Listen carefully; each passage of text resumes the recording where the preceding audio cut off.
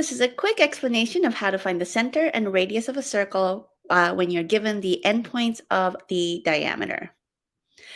So this is asking for the center and radius of a circle with a diameter that has endpoints -2, 7 and 9, -4. We want to present the center as an ordered pair and the radius as a decimal correct to 3 decimal places. Before we go on, take a moment to maybe pause the video and copy down these important concepts. The center of a circle is the midpoint between the two endpoints of your diameter. So I have the midpoint formula right there. The diameter of a circle is the distance between two endpoints.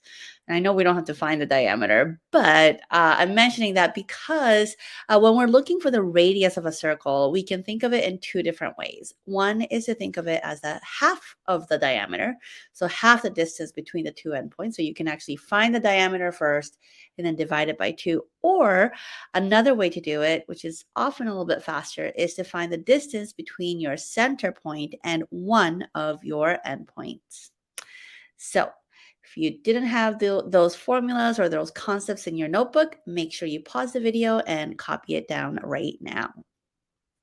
All right, so you'll notice that I've made a quick sketch of our circle over here. It's always kind of a good idea to make a quick sketch so that as you're getting an answer, you're like, yeah, this feels pretty reasonable, right? So let's start with the finding the center of our circle. Our two endpoints are x1, y1, and it doesn't really matter which point is your x1 or y1. I've just made this my first point, so to speak. All right, this is point number 1. And then I've color coded the X's and the Y's and things like that so that you can kind of see where they go in the equation. So this is my first point, X1, Y1 over here. And then my second point, X2, Y2, that is this second point over here. Ooh. All right. Now, like I mentioned, I did kind of color coordinate each of the each of the numbers so you can see where they go in the formula. But another way to think about it is that when you kind of line them up, these two go together, right over here. Okay, so the x's are together, they're added together and divided by 2. And then the y values, the 7 and the -4, those are added together and divided by 2. So if you're like, where's the red? Where's the green? If you're kind of trying to figure that out, essentially the two X's get added together, divided by 2. The two Y's get added together, divided by 2. And then we have our center point, which is 3.5, 1.5. All right, let's move on to figure out the radius. Now, as I mentioned, we can think of the radius in two different ways. So we can actually figure out the entire distance between these two endpoints using this distance formula. Or one thing we could also do is we can just say, hey, wait a minute, half of that is the distance between a center and one of our endpoints. It doesn't actually matter which one you pick. It shouldn't matter which one you pick because the distance from the center to the endpoint should be the same all around. I am going to do method number 2. So I'm going to find the radius of the circle by finding the distance between the center and one of the endpoints. I happen to pick the this endpoint, 9, -4. You can pick, might be a really good exercise to try to pick the other endpoint and see if you get the same answer as me.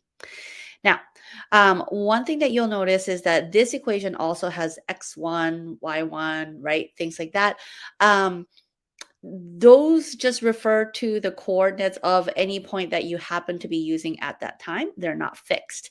In this case, because we're finding the distance between the center and one of our endpoints, our center, my first point, I guess in my head, becomes the x1, y1. So our x1 value is 3.5 and our y1 value is 1.5 now, as opposed to what it was in the previous slide because we've changed the point that it refers to. So we have x1, y1 is 3.5, 1.5. Again, that's our center that we just found. And the endpoint that I chose is 9, negative 4. Let's substitute that in the equation.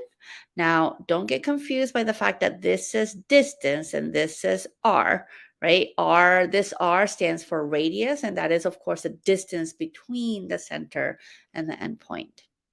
So r equals, and again, I've kind of color coordinated that for you, but similar to the problem that we just did, essentially the x's are paired together. Ooh. Sorry, that's kind of a wonky circle. Right, and then the y's are paired together. All right, I don't know how I'm going to do that, but all right, here we go. Right, the y's are paired together. So you'll see 9 minus 3.5, negative 4 minus 1.5. Now, you can actually just substitute this in the calculator and just go straight from this to your final answer.